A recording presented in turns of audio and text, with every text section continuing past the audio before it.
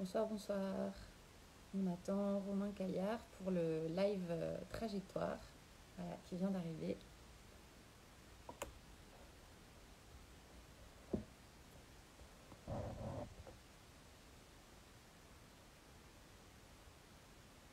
Coucou Romain, j'attends ton invitation à rejoindre le live. Et c'est bon.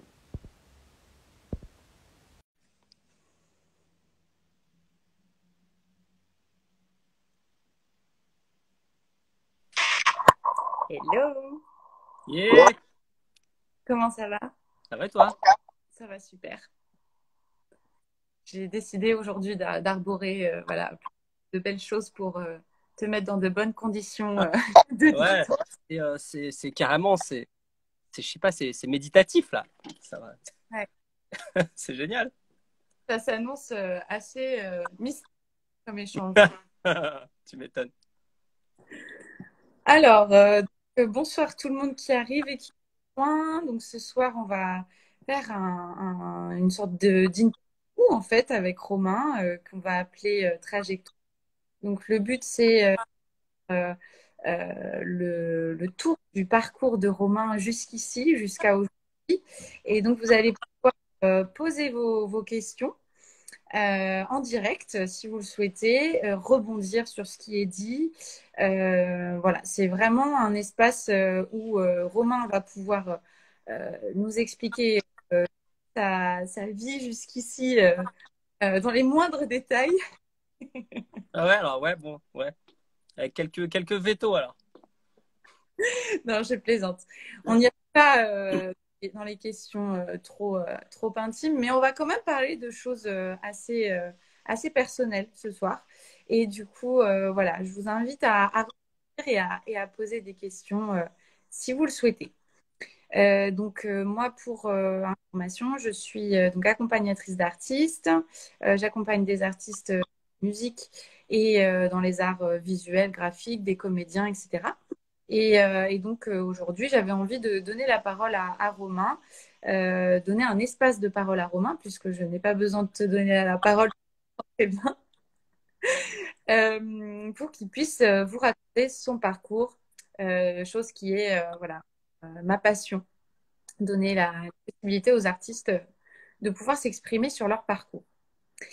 Donc, Romain, ça va bientôt être à toi. Je vais juste rappeler aux personnes qui nous rejoignent donc, que nous sommes actuellement avec Romain pour un live interactif où vous pourrez poser des questions et commenter si vous le souhaitez.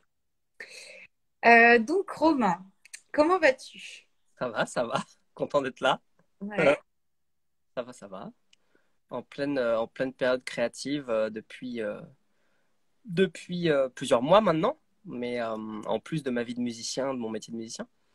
Donc à la fois très bien parce que je suis dans une période où je m'exprime énormément personnellement avec moi-même avant tout, et puis avec ceux qui veulent ensuite écouter, voilà, ceux que ça intéresse. Et, euh, et en même temps, vachement, je sais pas comment dire, pas en introspection, mais à titre personnel, ça n'engage que moi, hein, mais pour moi, le fait de s'exprimer vraiment créativement est quelque chose qui me chamboule, quoi. Parce que tu vas chercher tu vas chercher dans toi. Déjà, tu prends le droit de t'exprimer, tu dis je le fais, quoi. Et puis, une fois que c'est fait, tu te retrouves à avoir soit une sorte d'obligation, j'imagine, pour certains ou certaines, ou évidemment l'envie, mais plus ou moins forte, plus ou moins assumée d'aller le faire écouter, quoi. Et donc là, je suis là-dedans en ce moment et c'est assez génial. Mais c'est assez engageant, enfin voilà, troublant en même temps. Enfin, je sais pas trouver le mot, c'est très personnel. Mais voilà. Oui. Là, tu nous en parleras plus en Ouais, détail tout à l'heure, avec ouais, grand plaisir. On va commencer par le début, si tu veux bien. ouais. Euh, qu'on commence par parler de ton enfance, de ton histoire. Qui était le petit Romain et qu'est-ce qu'il a vécu de la musique? Quels sont les souvenirs que tu as du petit Romain et qu'est-ce qu'il a appris? D'accord. Putain, génial. Écoute, moi déjà, perso, je passais une semaine en couveuse à la naissance. Donc, je le raconte parce que je suppose que ça joue peut-être un. C'est inconscient, hein, mais je suppose que ça. En tout cas, dans mon histoire, j'aime bien le raconter et me le raconter, m'en rappeler. parce que je pense que j'ai été isolé en termes de son et je pense que peut-être les enfants qui ont été en couveuse ont une expérience qui a à voir avec ça. Je cherche en tout cas pourquoi je suis très sensible au niveau de l'oreille quoi, et des sons depuis toujours.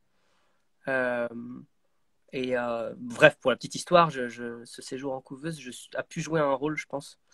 Et après, voilà, au niveau de souvenirs conscients de l'enfance, moi, j'ai la chance d'avoir une famille de musiciens, musiciennes. Donc, c'est clair que je suis pas tombé très loin de l'arbre, quoi, en étant musicien. Euh, mais j'ai eu une formation de piano, des parents qui chantent, voilà, un peu comme une formation générale, quoi. Euh, et, euh, mais j'ai découvert qu'au niveau de la voix, d'agilité, que je chantais très petit, très bien. En tout cas, c'est mes parents qui s'en sont rendus compte.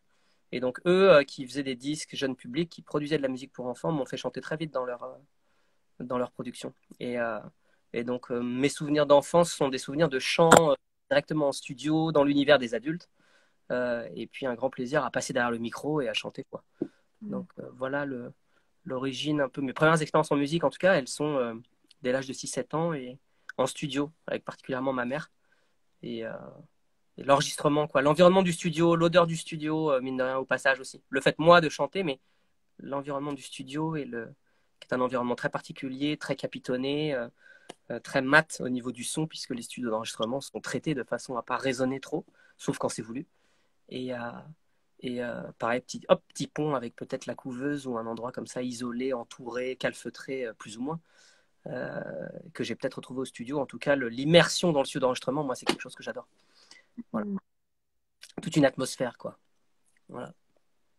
Et donc là, je sais que tu te trouves dans un studio aussi Ouais, actuellement. bah justement, tu vois, j'ai continué, j'ai créé le mien pour la même raison. Hein, c'est un lieu où j'adore me retirer. C'est le lieu où je suis allé, premier confinement que tout le monde a vécu. Passer les 7 10 premiers jours un petit peu de sidération à rester chez soi. Je me suis empressé de trouver le moyen d'aller au studio, de me faire une attestation et de venir ici. Et c'est vrai que venir ici en plein confinement, mais les premières fois où tu sors de chez toi, en tout cas où moi je l'ai fait, je suis directement allé ici faire de la musique et c'était un endroit très rassurant. Voilà, je trouve moi à titre personnel le studio très rassurant. Tiens, je vois que j'ai un pote qui se connecte, la G, il se reconnaîtra, avec qui j'ai partagé et je partage toujours l'amour du studio d'enregistrement. Donc je pense que ça lui parlera. Hmm. Atmosphère vraiment très nid, où on fait de la musique, mais où aussi on s'isole, un lieu dédié à la création et où le but est très peu interféré par l'extérieur. Voilà. Voilà. Donc tu dirais que c'est grâce à tes premières expériences que tu as eu le goût pour la musique enregistrée, du coup, qui Ouais. s'est développée? Oui, moi je pense que c'est dans une filiation avec ma famille. Voilà, il y a beaucoup d'artistes, beaucoup de gens pour qui c'est un désir qui viendrait d'ailleurs, puis justement, ils contre vents et marées, ils arrivent à devenir artistes avec par exemple une famille qui les soutient pas.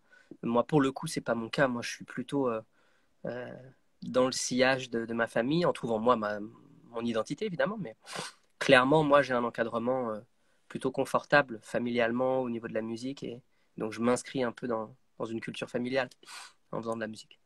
Ok, Voilà. super. Et donc du coup, ça c'est pour l'aspect studio et pour Ouais. l'aspect, du coup, tu avais des modèles déjà qui étaient dans ta famille ou est-ce que c'est toi qui as pris l'initiative de te lancer sur scène euh, par la suite? Tu veux dire là maintenant que le fait que moi je chante maintenant, enfin ce que je fais actuellement d'écrire des chansons ou globalement faire de la musique. Aller sur scène, du Ah, coup. excuse-moi, voilà, il me manquait un bout de là, j'avais pas bien entendu ce que tu m'as dit. Écoute, aller sur scène, ça pour le coup, bah voilà, vu ce que je dis, je pense que c'est quand même lié souvent à une expérience que j'ai approchée grâce à au moins approchée. Le studio, ils me l'ont carrément fait faire, mais la scène aussi. Mais je dirais quand même que non, c'est moi de manière autonome à l'adolescence, groupe de lycée, potes de lycée qui ont un groupe de musique plutôt funk. Moi qui dis vas-y, c'est le fait de les entendre en répète une fois. Je me dis vas-y, j'aimerais trop être sur scène avec eux. Enfin, j'ai trop envie de jouer avec eux en fait. Et donc je leur ai dit ouais, je fais du piano parce que j'avais un peu mes bases en piano. Et c'est les groupes de lycée moi qui m'ont fait aller sur scène. Et là, à partir de là, j'ai beaucoup aimé moi jouer sur scène. Mais ça, c'est l'autre partie de ma carrière. Il y a ma carrière actuelle que j'engage, quoi, d'auteur et interprète de musique. et de texte. Mais les 20 dernières années, là, mes 20 précédentes années, c'est musicien de scène, quoi. Musicien accompagnant d'artistes. Et ça, ouais, ça, c'est arrivé dès le lycée, avec les groupes de lycée, quoi. D'aller sur scène et de jouer en groupe, quoi. Voilà. Alors, c'était quoi ces premiers groupes? Vous Écoute, jouiez quoi?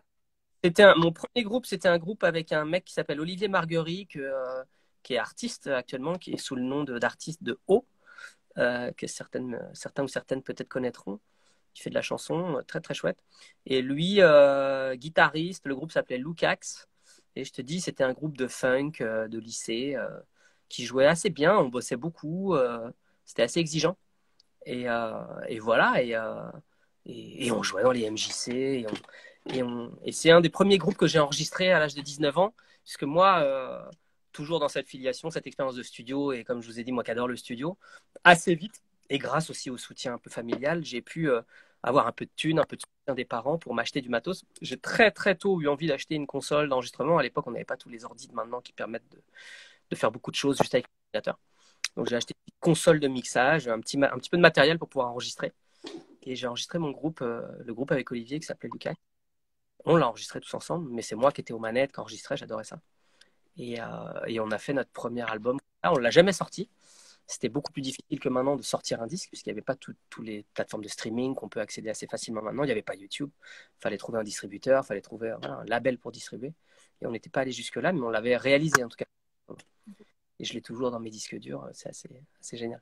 Bon, on espère pouvoir l'entendre un jour, peut-être. Qui Ouais, sait? bah justement, il faudrait que j'en parle avec Olivier. Ça pourrait être marrant. Olivier, si tu nous vois. Ok, donc du coup, au niveau formation, donc si je comprends bien, il y a beaucoup de choses qui sont transmises par ta famille, mais aussi donc grâce à tes rencontres musicales, voilà, les personnes avec qui tu as créé des groupes, etc. Mais du coup, je sais que tu as suivi des études et des formations dans le domaine de la musique. Est-ce que tu peux nous en parler un petit peu? Ouais, bien sûr. Moi, alors, dans l'enfance, toujours avec cette culture familiale de la musique, bah, mes parents m'ont fait faire de l'instrument, donc le piano. C'était chouette. Bon, j'ai fait comme pas mal d'enfants, de jeunes, ça m'a un peu saoulé les cours au conservatoire. J'avais une professeure que je trouvais assez austère, je m'ennuyais, quoi. C'était pas mon truc. Après, j'ai eu la chance d'avoir un prof particulier pendant un an, mais pareil, je ne branchais pas des masses. Mais donc, petite base quand même au piano au niveau de l'enfance. Après, c'est au lycée. Au lycée, j'ai fait un lycée que je recommande à tous ceux qui ont autour d'eux des jeunes à l'âge d'aller au lycée qui sont fans de musique, même de musique classique, d'enregistrement, en tout cas de culture musicale. C'est le lycée de Sèvres, où il y a toujours actuellement la section BTMM, brevet de technicien des métiers de la musique. C'est une section très particulière parce que c'est un équivalent du bac, mais c'est pas le bac, mais c'est équivalent. Donc ça te ferme pas après les portes pour les universités ou même pour faire autre chose, pour changer de branche. C'est pas les horaires aménagés, donc tu as les cours de musique au sein des cours du lycée. Donc ce lycée de Sèvres avec la section BTMM, elle est vraiment super. Et moi, c'est ce que j'ai fait. Alors, tu as des gamins qui viennent des quatre coins de la France, puisqu'il n'y a que deux sections comme ça en France. Une à Saint-Quay-Portrieux en Bretagne et celle donc du lycée de Sèvres en banlieue parisienne. Et donc, on vivait chez l'habitant, chacun avait sa piole chez des gens qui accueillaient justement les lycéens. Et donc, c'était un peu, pour ceux qui connaissent Fame, la série, le film et la série, c'était vraiment l'expérience comme ça d'être immergé dans la ville à 15 ans, quoi. Et d'être avec les mêmes élèves pendant 3 ans, les mêmes profs pendant 3 ans, et puis les cours de musique au sein des cours, quoi. Donc, le lycée de Sèvres est super pour ça. Il y a toutes les sections à appliquer aussi. Il y a même des BTS audiovisuels. Donc, il y a beaucoup de gens très créatifs. On est tous dans le même bâtiment. Et c'est génial parce qu'il y a une émulation entre toutes les sections. Nous, on avait écrit de la musique, défilé des sections à appliquer qui étaient leur défilé de fin d'année où les nanas et les mecs avaient dessiné des habits. Nous, on avait mis en musique. C'était génial. Voilà. Alors, il y a quelqu'un qui a dit la rencontre avec Rémi Bricard. Ouais. Alors, ça, c'est Landry, qui est un pote qui, je te préviens, il va beaucoup faire de commentaires Je vois ça. holo. Voilà. On te salue, Landry. Ok, donc ça, c'est les études au moment du lycée. Est-ce qu'il y a eu Ouais. d'autres suites? Est-ce que j'ai eu d'autres, pardon? Il y a eu d'autres choses ensuite, d'autres études de formation? Tu as suivi Ouais, j'ai fait un stage dans un studio d'enregistrement dans le cadre du lycée, puisqu'il te demande de faire un stage. Et là, je suis allé au studio Garage, qui est un studio à Paris dans le 20e, où j'ai fait un stage et où j'ai adoré me retrouver au studio, puisque là, eux, ils étaient super équipés, très très pro, un studio professionnel, avec Dominique Le Dudal, un mec génial. Et j'ai tellement aimé que en fait, je suis allé après le lycée, l'année d'après, en contrat de qualification avec eux. Ils m'ont pris pendant 2 ans pour me former en fait sur le tas, quoi. À la fois, ils me donnaient les cours, mais surtout, ils me faisaient bosser direct. Et donc, j'ai appris le métier d'ingénieur du son en studio, ce qui m'a donné beaucoup de liberté après pour l'enregistrement, pour le rapport au matos, à l'aspect technique du matériel d'enregistrement. Ça a été vraiment hyper, hyper formateur, le studio Garage et Dominique Le Dudal, et le fait de pratiquer l'enregistrement, même par rapport à ma vie de musicien, puisque maintenant, grâce à ça, j'ai une autonomie euh, que d'autres ont aussi ou n'ont pas, euh, de m'enregistrer moi-même, quoi, et de produire de A à Z de la musique. Donc ça, c'est très, très cool. Donc ça a été une autre formation. Après, j'ai fait l'école de jazz, le CMDL, l'école de Didier Lockwood, qui était un, hélas, il a disparu il n'y a pas longtemps, mais super violoniste de jazz et qui a fondé son école avec des super profs de jazz. Et ça, c'était très sympa. J'ai fait ça pendant un an. Euh, Pareil, super, super expérience. Et puis, mais voilà, 22 ans, j'ai arrêté les études complètement. Et j'ai fait que jouer. On a monté des jam sessions à Paris, donc des soirées qu'on organisait tous les lundis, où il y avait une scène ouverte, donc les musiciens pouvaient venir jouer. Et ça pendant 2 ans. Et ça m'a. Je m'en rends compte maintenant. Je me suis pas rendu compte en le faisant. Je l'ai pas fait pour ça, mais je me suis rendu compte que d'avoir une soirée en fait hebdomadaire m'a permis de rencontrer plein, plein de gens, plein de jeunes musiciens qui sont maintenant les musiciens qui jouent avec tout le monde, voilà, de ma génération, quoi. Et, euh, et jouer toutes les semaines, ça permet que peu à peu le bouche à oreille se fait. T'as des gens qui viennent si ta soirée est pas trop mal. Et en fait, tu fais du réseau, quoi. Et donc là, ma carrière professionnelle a commencé directement et s'est développée. Voilà. Et du coup, Formation. à l'époque, tu as rencontré les premières personnes qui ont commencé à arriver grâce à ces jams? Ouais, ouais, carrément, ouais, ouais, ça a été le début, ouais, puisque d'abord on jouait tous les lundis, et puis d'un coup, t'as quelqu'un qui est là que je connaissais pas, qui me salue, que je rencontre, et puis qui me dit, bah ouais, j'ai une autre soirée moi que je fais, est-ce que ça te dirait de faire partie du groupe qui accompagne, voilà, on paye tant, alors à l'époque c'était des francs à l'époque, voilà, on paye tant de francs la soirée, est-ce que ça te dit? Je dis ouais, ouais. Ou une autre fois, il y a un des musiciens du groupe Les Fujis qui est là. Il dit, ouais, je suis musicien des Fujis, je fais mon projet aussi moi de chant. Vas-y, viens, on va au studio de Sony, du label Sony Music à l'époque. Pouf, je me retrouve pour la première fois dans un studio d'un grand label à faire de la musique voilà, hip-hop pour un Américain. Donc ouais, c'est allé assez vite. Et c'est clairement là que ça a commencé, quoi, ouais, à être sollicité pour accompagner. Puisque je jouais tous les lundis, donc on me voyait jouer. Et donc les mecs ou les nanas pouvaient dire, bah ouais, ouais, super, lui, j'aime bien comment il joue, je l'appelle, quoi. Voilà. Ouais. Parce que, en fait, quand on t'entend parler de ton enfance, on comprend donc du coup que ta famille était dans le milieu de la musique, mais jamais tu as passé les portes d'un gros label ou Non. autre. C'était Non, vraiment. voilà. Ouais, c'est que moi, ma famille était dans la musique et est toujours dans la musique, mais aucun membre de ma famille, par contre, n'a fait de la musique actuelle ou musique mainstream ou bossé pour des gros labels ou eu des gros succès ou bossé pour des gens à grand succès, quoi, jamais. C'est-à-dire que moi, par contre, je suis, je crois, le seul, même de mes cousins, cousines, à être dans l'univers musique actuelle, comme on dit, et à accompagner des artistes plus ou moins connus du grand public. Et moi, ma famille, c'est vraiment la petite enfance. C'est la musique jeune public. Ils sont assez connus là-dedans. Mais évidemment, c'est une petite niche par rapport au reste de la musique enregistrée, quoi. Et de la musique jouée. Ouais.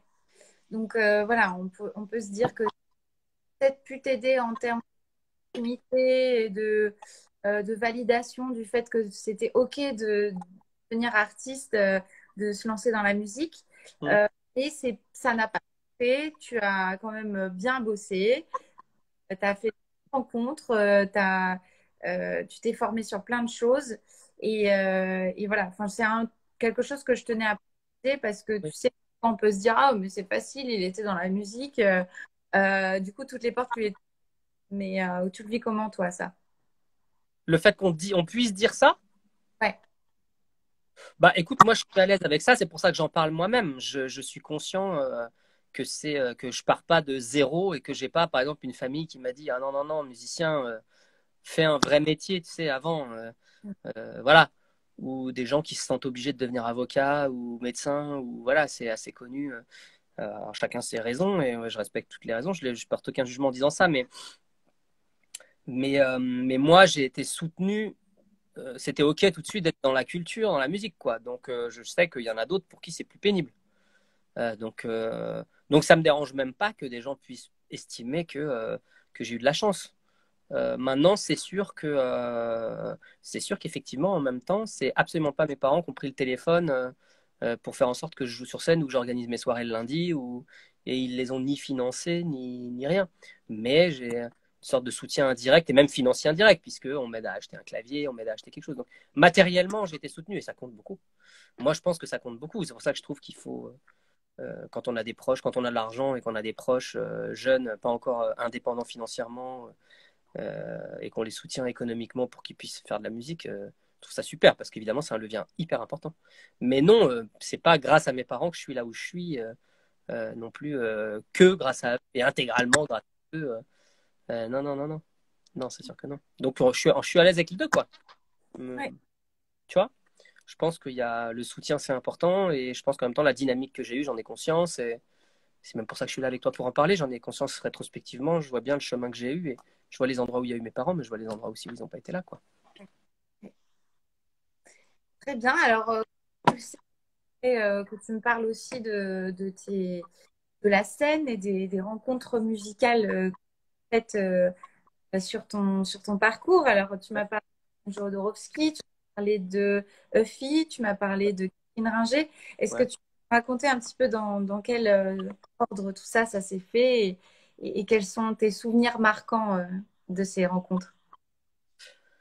Bah déjà là, non, mais je vais faire une petite dédicace à Joseph là qui vient de se connecter, s'il nous écoute, parce que lui d'ailleurs qui est un super musicien avec qui donc je fais partie de son groupe qui s'appelle Minuit. Euh, voilà, puis il joue actuellement avec Fishback, donc j'encourage tout le monde à aller voir son profil, très sympa, super musicien aussi. Donc je te salue Joseph. Euh,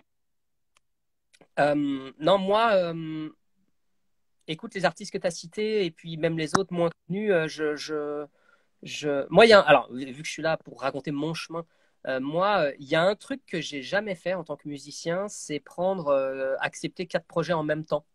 Tu vois, je sais qu'il y a plein de musiciens qui font ça. Moi, personnellement, hein, je dis pas qu'il faut faire comme ça, mais moi, en tout cas, c'est ça qui s'est passé. J'ai toujours diversifié ce que je faisais dans la musique.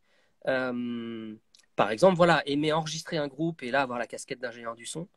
Aimer faire du synthé et donc rejoindre un groupe comme celui de Joseph ou d'autres parce que je fais du synthé, parce que je fais du synthé. Coacher des gens que j'adore parler, donner mon avis, ça c'est personnel. M'exprimer à ce niveau-là et donc dire à des gens ouais, ou viens au studio, mais vas-y, fais-moi écouter ce que tu fais et puis si tu veux, je te donne mon avis. Et donc j'ai toujours été diversifié. Moi, j'ai envie de dire qu'en tout cas, ça m'a toujours servi parce qu'au niveau des rencontres musicales, j'ai toujours été disponible euh, euh, sur des projets de musique, d'accompagnement au clavier, quoi, en tant que musicien. Je me suis retrouvé finalement souvent disponible parce que pas tout le temps en tournée, puisque je prenais pas 4 trucs en même temps, pour dire oui à des opportunités qui se sont présentées, qui étaient géniales et où j'étais pas déjà engagé ailleurs. Et ça, je sais pas si c'est mieux ou moins bien qu'autre chose, mais moi en tout cas, je me rends compte que je suis très content d'avoir toujours fonctionné comme ça, parce que je garde par rapport au métier de musicien une sorte de liberté toujours, de disponibilité, parce que je fais aussi autre chose.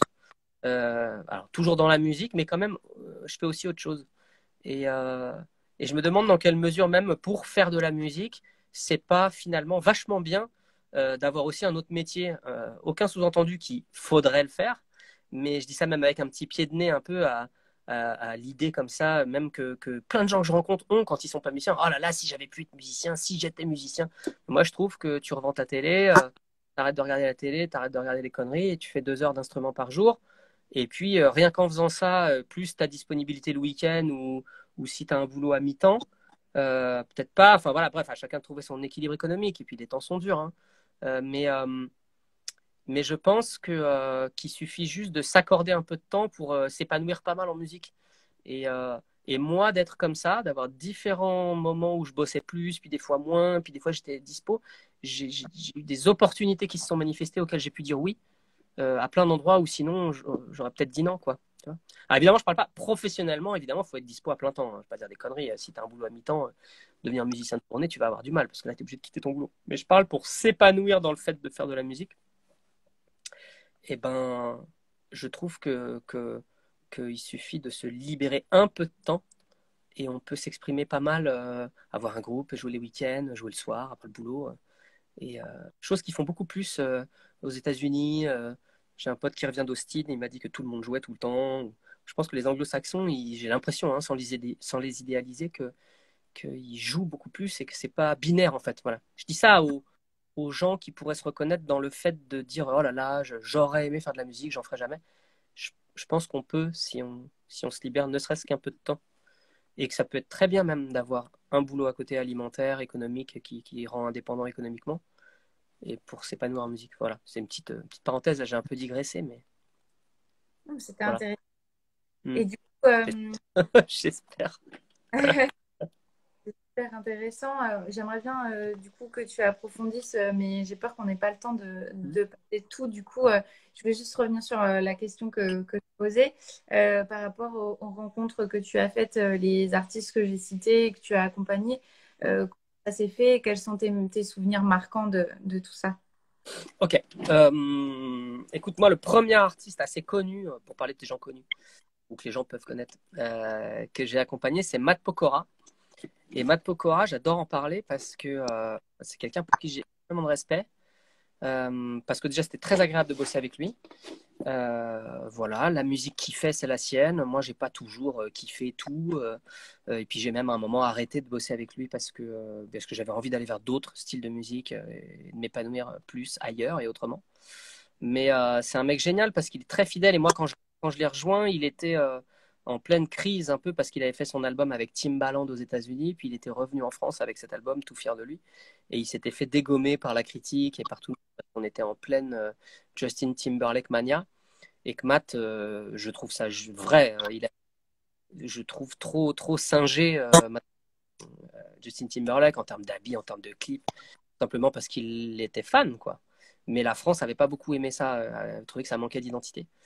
Et il m'avait toujours dit, tu verras, dans 3 ans, je me referai, dans 3, 4 ans, je comprends, je vais refaire un album en français, alors qu'il était vraiment, il se faisait défoncer, quoi. Donc je pense que ça devait être très dur à vivre.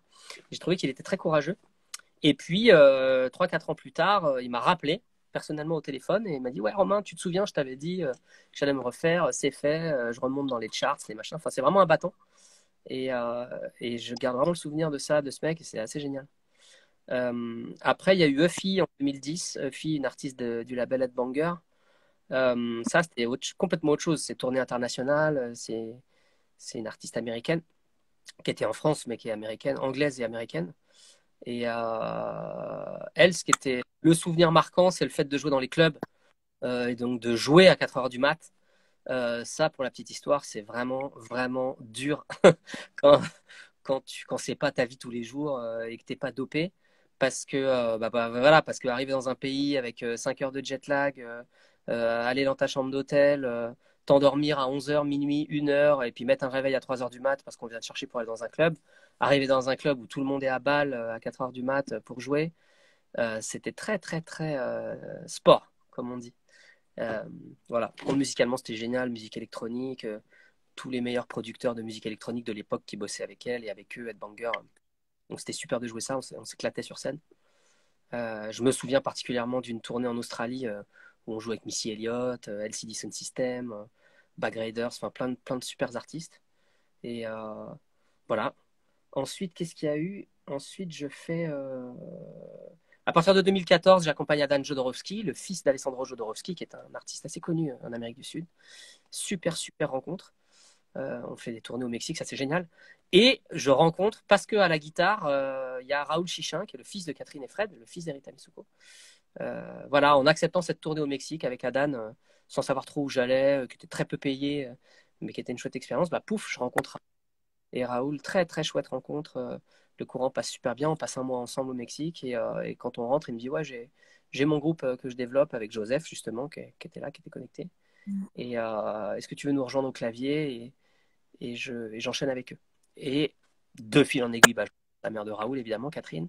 Super chouette rencontre aussi. Et puis c'est elle qui me demande en 2019 de la rejoindre, donc là il y a 3 ans, pour jouer les Rita Mitsuko, parce que c'est les 40 ans de l'anniversaire de la fondation du groupe.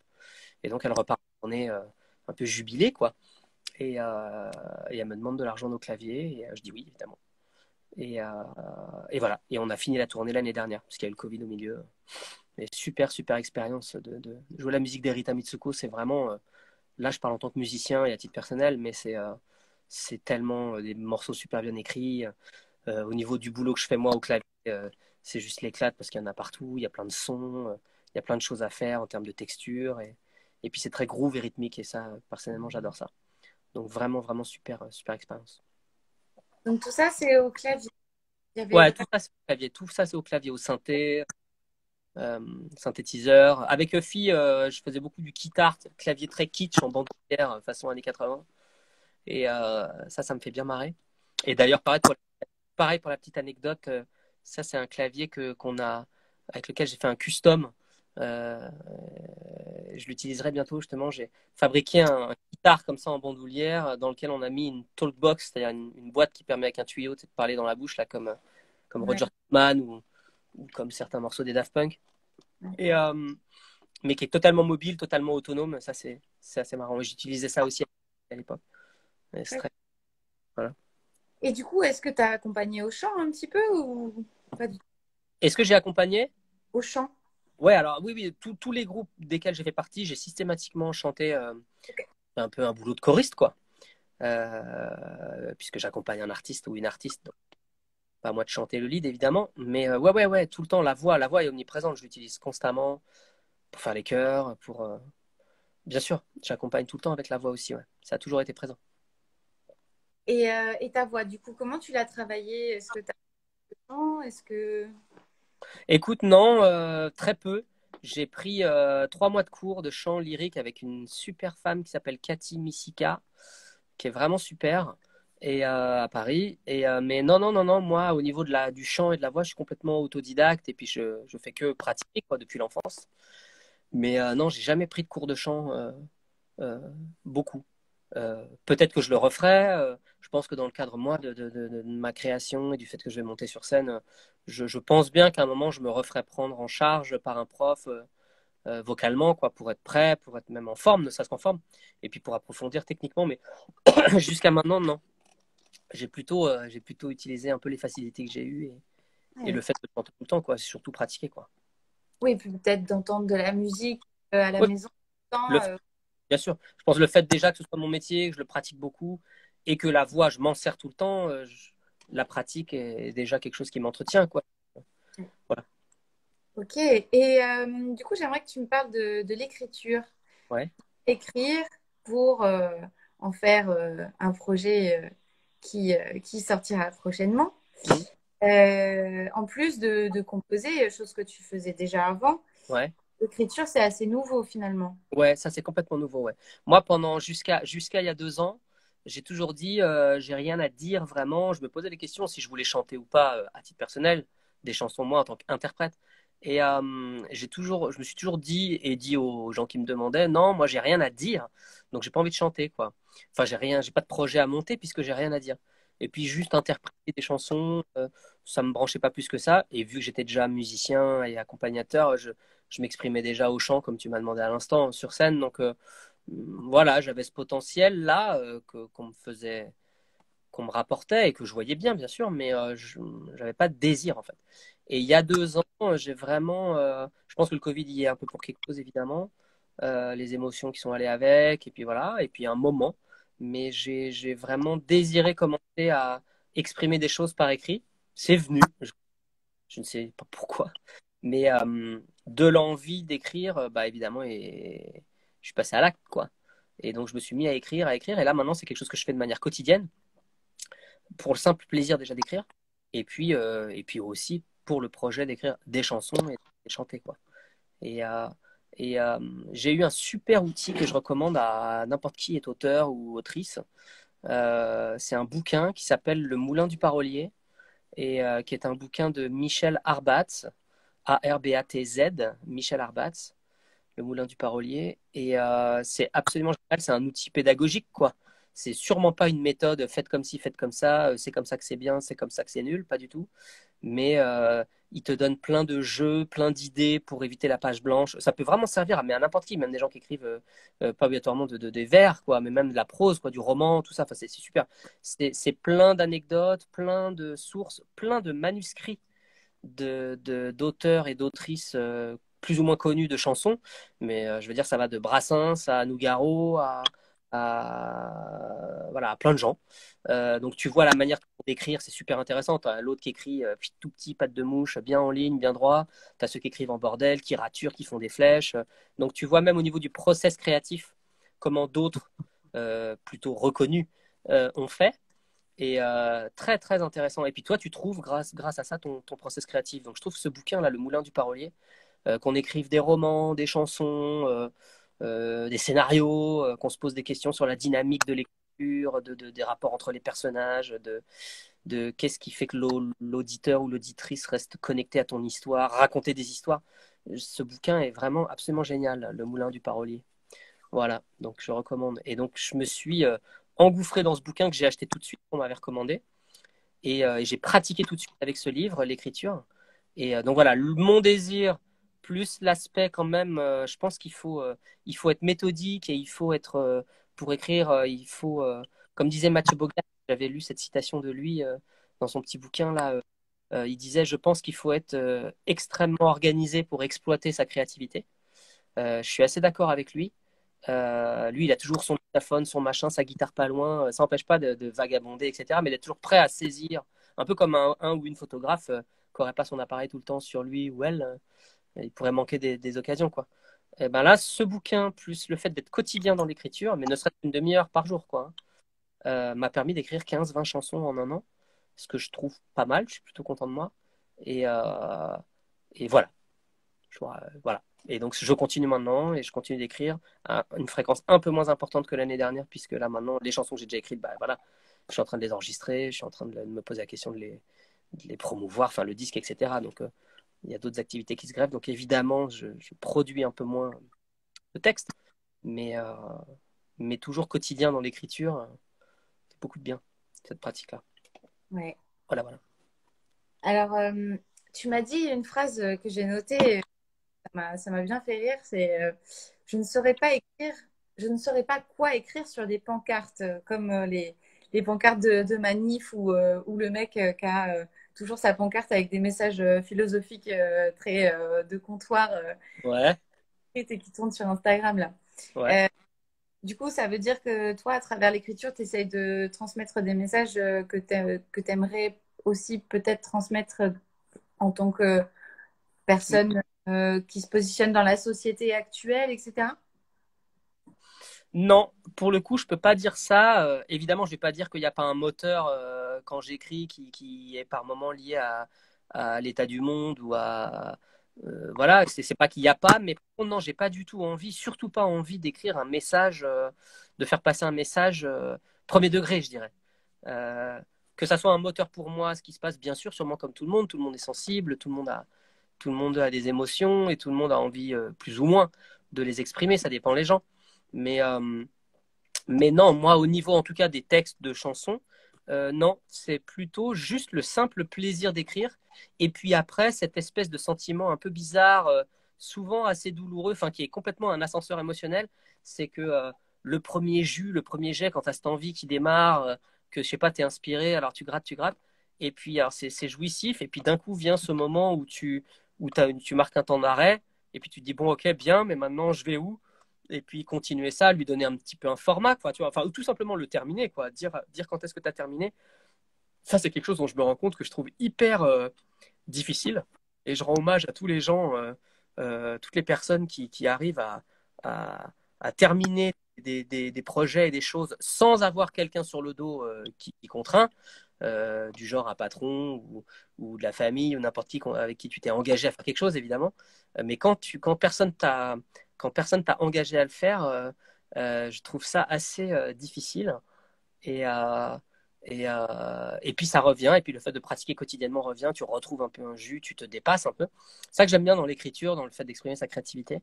Et c'est le fait que tu dois, avec toi-même, tu as une sorte de dette avec toi-même.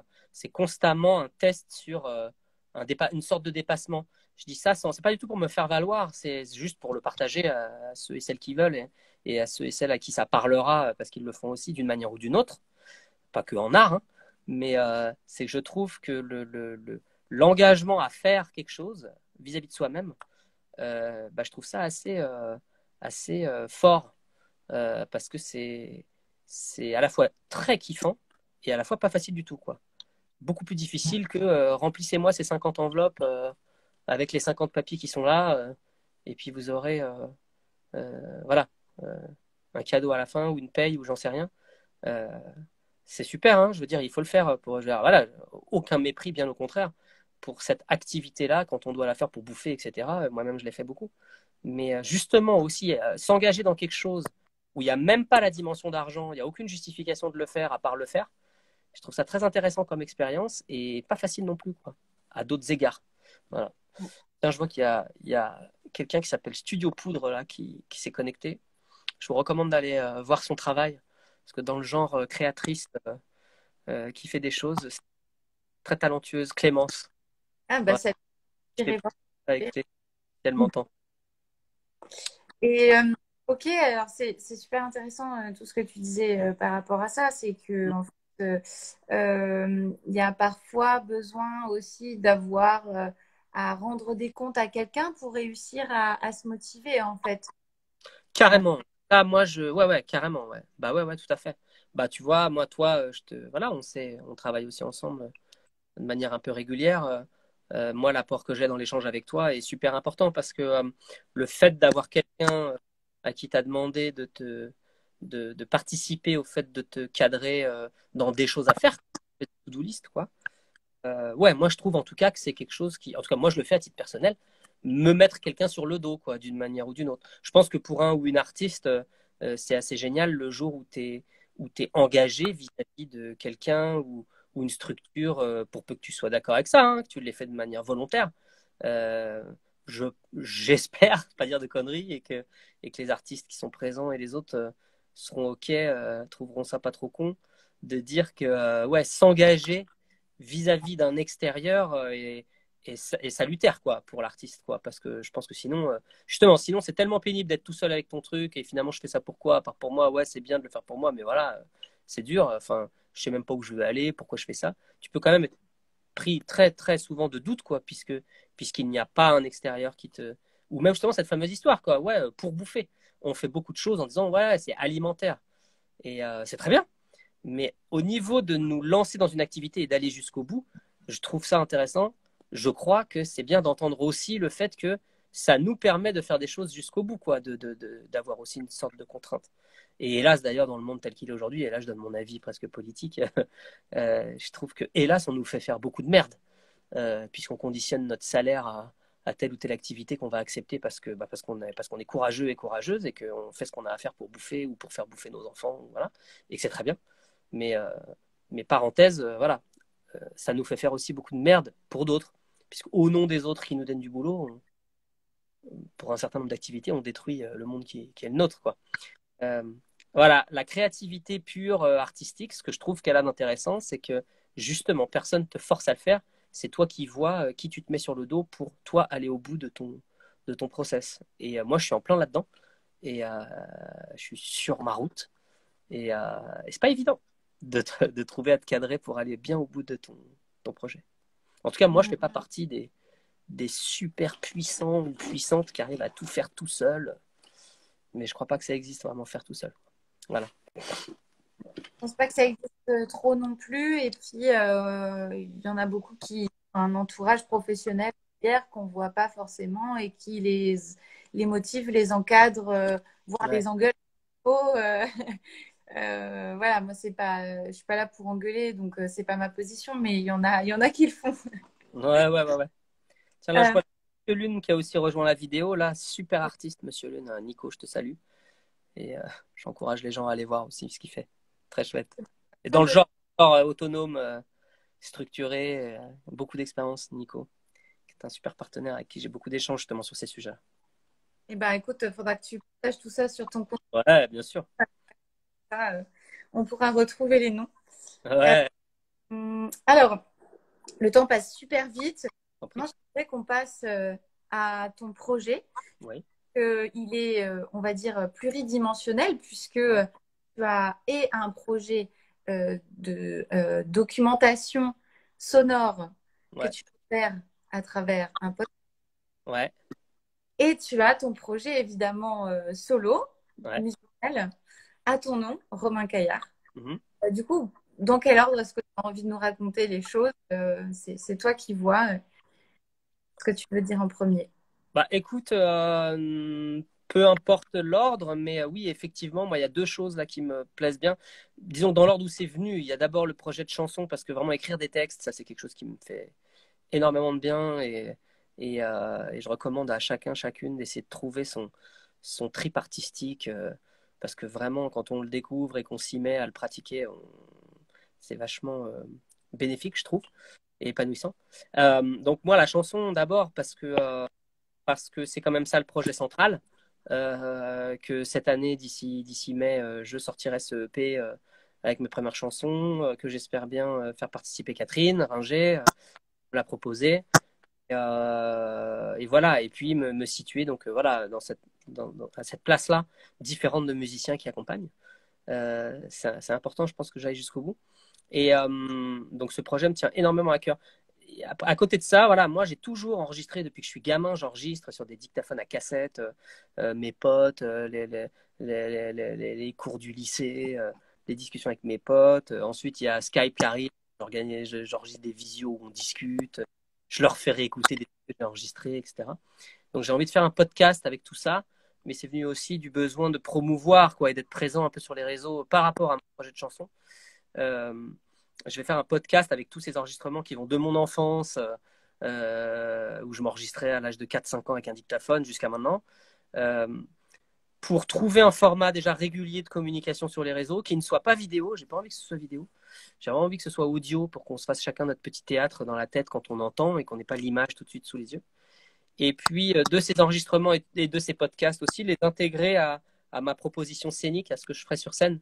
J'aimerais bien que ce soit une mise en scène un minimum, pas théâtre spécialement trop non plus, hein, que ça reste chanson, mais où il y aurait moi qui manipule des cassettes et qui met en scène, en tout cas en termes de mise en scène, ça sera le fil conducteur de ma proposition scénique, c'est qu'il y ait des enregistrements de toutes les époques, euh, euh, voilà, et que moi je mets en chanson euh, euh, ça. Enfin voilà, c'est encore dans ma tête, mais l'idée sera que le podcast et l'enregistrement audio depuis 30 ans retrouvent une place, donc fasse des épisodes de podcast par rapport à des sujets, particulièrement autour du temps, du rapport au temps qui passe, et puis que ce fil conducteur du temps qui passe soit aussi l'identité de moi en tant qu'artiste et de mes chansons et de ce que je propose sur scène.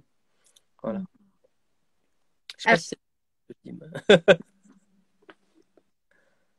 t'as dit quoi, ça a coupé? Je sais pas si c'est très clair ce que je dis. Bah, si, c'est clair, c'est très clair et ça s'affine avec le temps puisque c'est encore tout frais et puis Ouais. ça n'est pas encore matérialisé. Donc, Mm.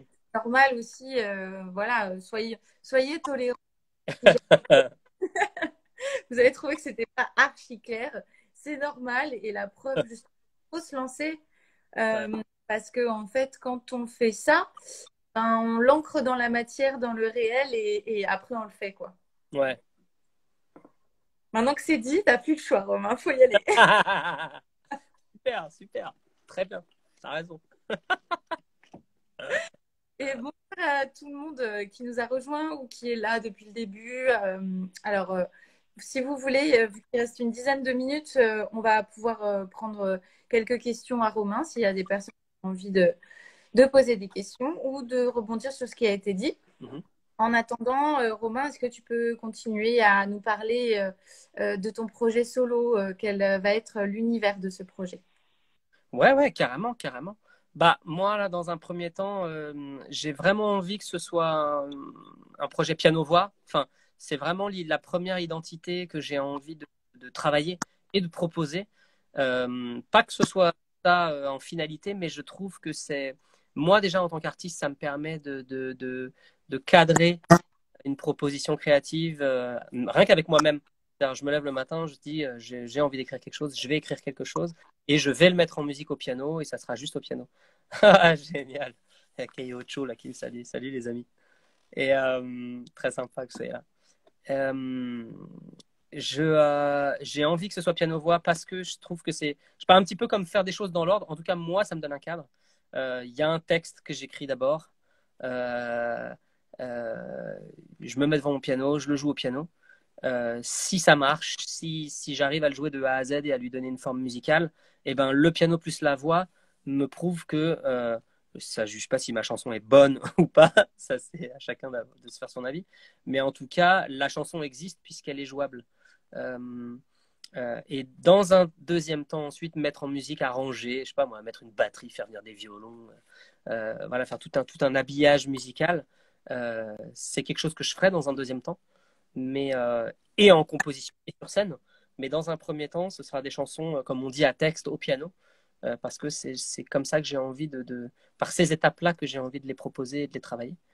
Euh, après, je- et en me contredisant, enfin en complétant, dans un deuxième temps, je prévois déjà de faire une production, même d'une partie des mêmes chansons mise en musique, pour le coup, un petit peu comme des remixes, mais on n'est pas dans la musique électronique, donc c'est pas la même chose, mais de proposer un certain nombre de chansons que j'aurais déjà fait piano-voix, voire même sorti piano-voix, de les mettre en musique, rien que pour moi-même me surprendre à comment ça sonne et où ça ira quand je les ferai rejouer et quand j'ajouterai des instruments, euh, et proposer ça dans un deuxième EP, et puis pour peut-être à l'arrivée, voilà, en troisième temps, faire un album où il y aura les chansons qui pour moi resteront les mieux au piano-voix, et puis finalement celles qui se seront révélées être peut-être plus intéressantes, plus riches, euh, mises en musique avec beaucoup plus d'instruments. Et hop, les sélectionner celles-là et les mettre dans le disque. Et voilà. Donc c'est vrai que j'ai ma petite idée sur les étapes de production, de création et, euh, et, euh, et ça sera celle-là, quoi. Voilà. Et ça me plaît bien. Puis surtout, moi, ça me donne un cadre. Je trouve que je me rends compte que la créativité, je pense, elle est finalement boostée quand tu te contrains, quand as justement des limitations. Je sais que moi, pour avoir beaucoup utilisé les boîtes à rythme, les machines anciennes et récentes, en tout cas, moi, j'ai constaté pour moi que ce que j'aimais bien dans les machines, comme on dit vintage, quoi, anciennes, c'est que tu peux pas tout faire, c'est qu'elles ont des limites. Et finalement, de ces limites viennent des idées créatives pour les contourner, pour les dépasser, ou tout simplement faire avec, quoi. Ça, je pense que c'est une bonne chose. Euh, Par contre, voilà, j'y reviens, je leur dis, parce que vraiment, je trouve ça super.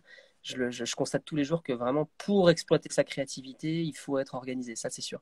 Je crois pas un seul instant au truc qui vient là. J'attends l'inspiration. Je pense que ça n'existe pas du tout, quoi. Je pense que ça se pratique et ça se capte. Euh, mais que par contre, voilà, si tu es photographe, je pense que d'avoir un appareil photo tout le temps sur toi, c'est bien pour ça que maintenant avec les téléphones, ça c'est super, c'est bien parce que tu peux capter plein de choses. Bon, moi je trouve qu'on produit aussi beaucoup de choses futiles et voilà, pour filmer ou pour prendre une photo. Euh, mais créativement, quand tu as quelque chose que tu voudrais capter, c'est bien d'avoir ton outil sur toi. Bah, je pense que c'est pareil pour l'écriture, d'avoir toujours un petit temps quotidien où tu peux écrire, d'avoir ton application de notes dans le téléphone, de toujours noter les trucs qui te font plaisir, une phrase que quelqu'un a dite que tu trouves géniale, enregistrer un truc qui est dit à la télé, parce que tu dis tiens, ça j'en ferai quelque chose. Je pense que c'est vachement important. Et après de classifier, de préparer dans quoi tu vas l'utiliser, pour que quand tu as besoin de créer quelque chose, tu ailles piocher là-dedans. Je pense que c'est important de le faire. Voilà, si jamais ça intéresse quelqu'un qui serait créatif et à qui ça parlerait. Voilà. Comment tu fais, toi, pour apprendre à faire tout ça? Pardon? Comment tu as fait, toi, pour apprendre à faire tout ça, à t'organiser, à... Là, pour le coup, non. Bah, déjà, à force de pratique, tu te rends compte là, ce que je raconte là, c'est juste ce que je me rends compte que je fais et qui paye. Par exemple, moi, vu que mon truc c'est l'enregistrement et de réutiliser des enregistrements, c'est le fait de tout le temps avoir mon dictaphone, d'enregistrer les gens, bon, majoritairement en les prévenant, mais j'avoue même parfois sans les prévenir, et puis je verrai si un jour je l'utilise ou pas. Mais donc je me suis rendu compte que déjà j'avais cette compulsivité, mais je me rends compte qu'elle m'a servi et qu'en fait, moi j'ai une application de notes où j'écris tout le temps mes idées. On voit ça dans le documentaire là sur Orelsan, sur Prime, qui est super, où on voit qu'il a son appli de notes là où il écrit tout le temps des trucs. Voilà, c'est ça que j'appelle moi être assez organisé, même si après ça peut être un bordel tes notes, mais d'ailleurs lui on le voit les perdre, heureusement les retrouver, mais on voit aussi qu'il est dans un bordel, mais ça c'est chacun. Mais je pense que être tout le temps en train finalement, je sais pas, voilà, si le truc c'est d'écrire, être tout le temps en train de noter, surligner dans un journal la phrase que tu trouves super rigolote, qui pourrait te donner une idée de chanson, noter machin a dit ça, tu vois, une phrase que tu trouves rigolote, la capter, toujours capter quoi, tu vois, pas se dire tiens je me rappellerai puis l'oublier ou avoir la flemme quoi en fait. Je pense que de pas être d'être régulier et très constant dans ton organisation de la gestion de ta matière première, je pense que c'est super important. Oui. Voilà. Merci pour ces conseils. Ouais, c'est juste les miens. Bah, prendre, hein, je pense que tout le monde ici présent a ses propres méthodes. Ouais. Tu vois, je pense qu'il faut en avoir, voilà. C'est juste ça que je veux dire. Je pense que de trouver, mettre en place une méthodologie et de s'y tenir et d'avoir le courage aussi de s'y tenir, vu que quand tu es en train de créer, pour toi en tout cas, en tant qu'artiste, je pense que tu te sens aussi, comme je disais tout à l'heure, souvent très seul. Et donc ça, je m'encourage en le disant aussi aux autres, mais à moi-même. Lâche pas, Romain, lâchez pas d'être régulier tous les jours, même si tu résistes ou même si tu demandes pourquoi tu fais ça. Et je pense aussi, en parallèle, justement, être tout le temps en train de capter ce qui, dans l'environnement, nourrit cette créativité qui est la tienne. Je pense que c'est une bonne chose, quoi. Voilà. Oui. Tout comme la pratique de l'instrument, si tu veux apprendre à jouer d'un instrument, je pense que c'est tous les jours un petit peu, c'est mieux que 3 heures une fois toutes les semaines, quoi. Tu vois. Je pense que la pratique quotidienne et à travers la pratique quotidienne, le fait de trouver donc une routine, tu Ouais. vois, une méthode, je pense que ça vient par la pratique quotidienne de quelque chose, de quoi que ce soit. Et, euh, et voilà. Voilà, voilà. Super. Et alors du coup, je veux bien que tu nous rappelles un peu les prochaines dates auxquelles on pourra découvrir tout ce dont tu viens de parler. Alors, en Et, 2023, comment ça va se construire ton année? écoute, ça va se construire qu'à partir de janvier, à partir de début janvier, enfin dès maintenant, mais en fait à partir de début janvier, je vais m'atteler à construire mon spectacle, mon live, quoi. Et que je vais avoir, je pense, je me donne comme objectif d'avoir entre 5 et 10 dates d'ici à l'été. Pour l'instant, elles ne sont pas calées. Je sais que j'en ai une en mai au New Morning, mais où je ferai sûrement la première partie de mon propre groupe avec qui je joue après, vers le 25 mai. Mais là, pour le moment, j'ai pas de date encore calée. C'est tout sorti de l'œuf, tout naissant. Euh, mais voilà, je me donne comme objectif, en tout cas, de jouer là dès le début d'année quelque chose que j'appréhende à la fois parce que je suis jamais allé sur scène une seule fois en mon nom et avec mes chansons, hein. Et alors c'est marrant parce qu'on fait ça, je fais ça comme je disais avec grand plaisir d'écrire et de chanter et j'ai envie d'y aller. Et c'est marrant comme par contre être seul, tant que t'as pas quelqu'un qui te trouve des dates ou qui le fait pour toi, moi je trouve ça assez pénible de se vendre soi-même. Euh, mais je vais le faire, il faut que je le fasse. Donc je vais m'en occuper et puis je commence à structurer de moi justement des gens qui vont m'aider à le faire, comme je disais, me mettre des gens sur le dos, quoi, Mm. pour me pousser. Euh, et voilà, donc moi j'ai envie de faire une dizaine de dates. Il faut que je joue là dès le début d'année pour rencontrer le public, avoir quelques feedbacks, et puis surtout moi-même pour que ça me donne une raison et un engagement justement à monter mon spectacle. Parce que j'ai envie, j'ai mes idées et je voudrais vraiment leur donner forme concrète. Donc je vais, grâce aux enregistrements que j'ai faits et au fait aussi de vouloir sortir mon EP, m'engager comme ça auprès de lieux pour aller jouer parce que j'aurai déjà les chansons. Euh, le EP, lui, j'ai envie de faire une sortie en mai aux Trois Baudets à Paris. Donc là, je me donne un peu un truc ambitieux et de les appeler, de produire la soirée, limite de louer la salle et puis de faire tout ce qu'il faudra autour de ça, hein, la promotion, etc. Sortir le EP et faire un concert devant des pros, devant évidemment un max de gens proches qui viendront, je l'espère. Euh, et voilà. Et donc de manière un peu rétro-planifiée, quoi, poser cette date fin mai, début juin aux Trois Baudets, et puis hop, poser des dates avant pour monter le spectacle, pour faire une résidence dans un lieu, pour régler le son, les lumières, etc. Et proposer un truc bien aux Trois Baudets, quoi.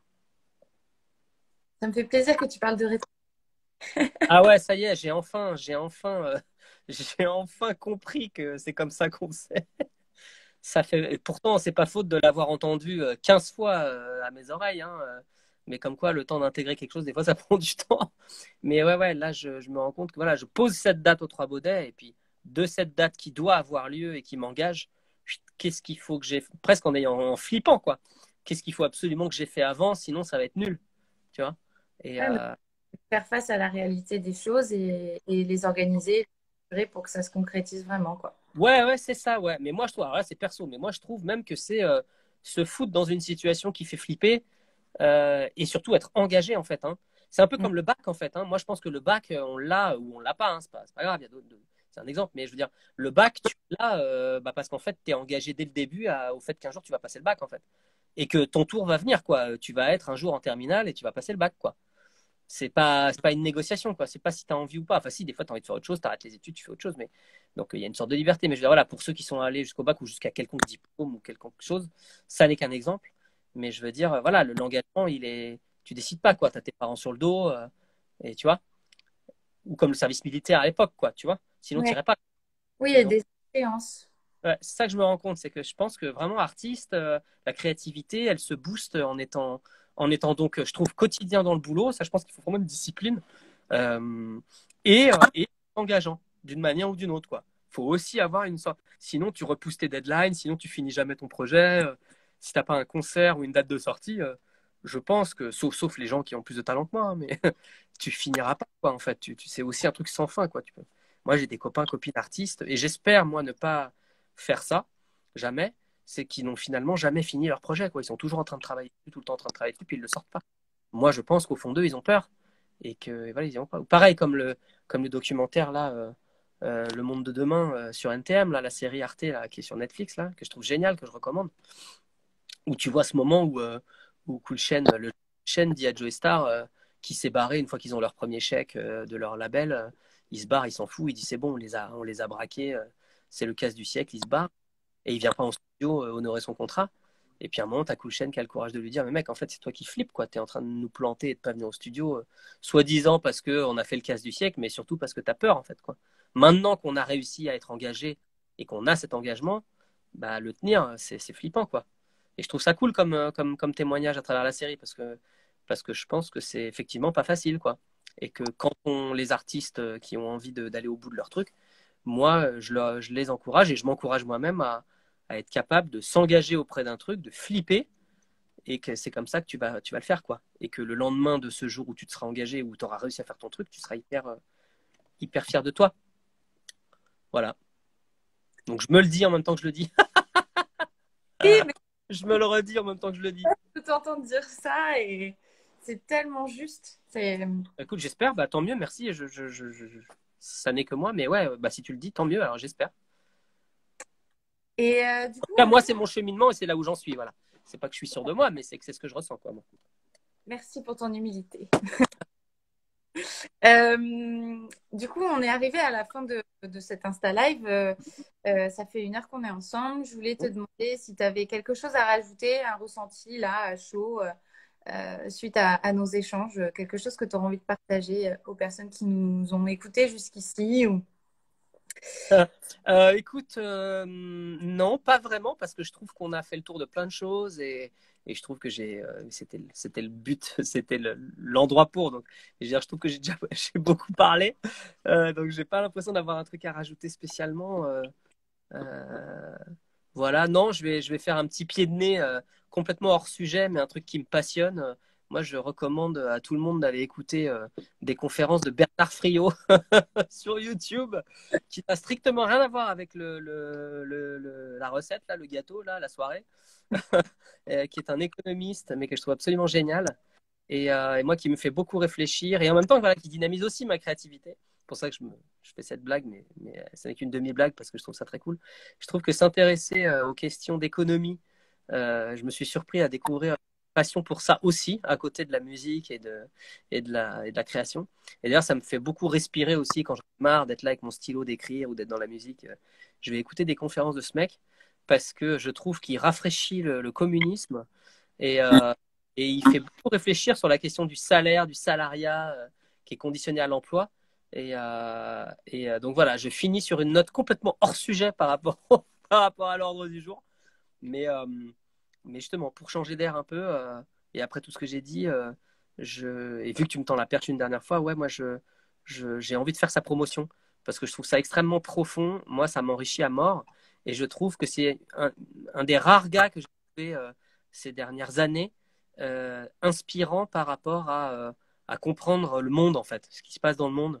Voilà, donc d'un côté, il y a l'art, la créativité que je trouve absolument salvateur en tant qu'humain pour s'épanouir, quoi. Et puis plus intellectuellement, voilà, je fais un pont moi, entre les deux comme ça là. Je trouve que Bernard Friot et beaucoup de penseurs dans son genre, je recommande les gens qui m'entendront et qui auront envie d'aller voir, d'aller l'écouter. Voilà. Entre autres, c'est la conférence gesticulée, les conférences gesticulées là. Lui, il en a fait une. Donc Bernard Friot, conférence gesticulée. Bon, ça dure 2 plombes, hein, donc faut avoir le temps et vous le regardez en plusieurs fois. Mais je trouve ça vraiment super. C'est très rafraîchissant sur la retraite, qu'est-ce que c'est le travail, quand on dit je vais au taf, tu vois, qu'est-ce qu'on dit en fait quand on dit je vais au taf, et pourquoi le dimanche on n'est pas au taf, pourquoi on peut ne pas se sentir au taf, bah, justement quand je suis en train d'écrire une chanson, je suis pas au taf, puis peut-être que ça serait quoi si j'étais en train de faire ça au taf, il y a des gens par exemple ils le font ça pour la télé, ou ils écrivent un script, ou puis ils sont au taf, est-ce que au taf ça veut dire se faire chier, et lui le mec il décrypte tout ça, il te donne plein de clés de compréhension. Et donc voilà quelque chose que je trouve inspirant, finalement même à l'arrivée, peut-être même créativement. Mais là, c'est plus sur le côté réflexion intellectuelle. Mais voilà, ce sera ça ma note de fin.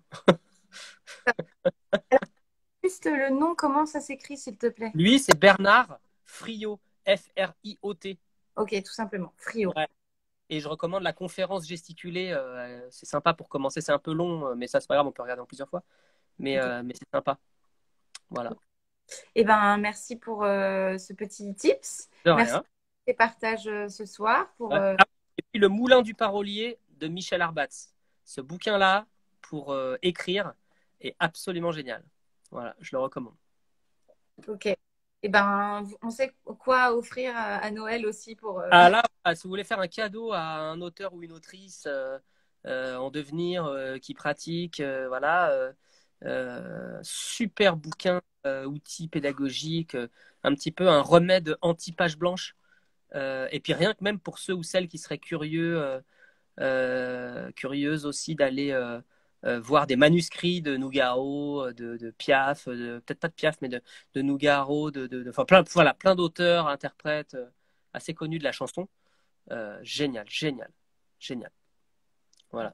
Compliments en commentaire. Ouais, ouais, bah, Landry de retour. Salut Landry, on t'aime. Oui. Bon, merci pour tout, Romain. C'est Merci, c'est un plaisir. presque trop court, en fait. C'est Ouais. passé hyper vite. J'espère que tu as passé un bon moment, Ah ouais, que ah ouais, c'est cool. Merci de m'avoir donné la parole, c'est très chouette. avec grand plaisir. Et puis, on se voit demain pour continuer à discuter du Ok, projet. super. Ouais, ouais, ouais, ouais, super. Ok. Super. Merci tout le monde de nous avoir suivis. Portez-vous bien. Bonne fin d'année. Et on a hâte de découvrir la suite, Romain. Donc, tiens-nous au courant sur les réseaux. Ok. Salut, salut. Salut tout le monde. Salut Romain. Ciao.